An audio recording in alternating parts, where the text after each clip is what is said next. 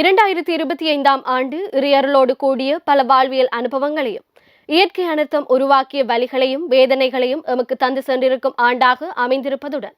நம்பிக்கையின் திருப்பயணிகளாக ஜூபிலி அருளை நாம் பெற்றுக்கொண்டு வாழ்வில் முன்னேற இறையருளையும் வாரித்தந்த ஆண்டாகவும் அமைந்துள்ளதென யாழ் மறைமாவட்ட ஆயர் அவர்கள் தனது புது வருட வாழ்த்துச் செய்தியில் தெரிவித்துள்ளார். 2026ஆம் ஆண்டு புதிய வருடத்தை இறை நம்பிக்கையோடு ஆரம்பிக்கும் எமக்கு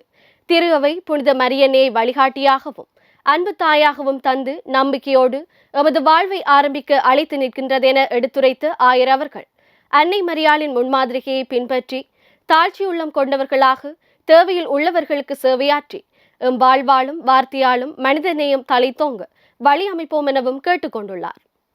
அத்துடன் யாழ் மறை மாவட்டத்தில் இவ்வருடம் சமூக தொடர்பு ஆண்டாக அனுஷ்டிக்கப்படவுள்ளதை நினைவூட்டிய ஆயர் அவர்கள்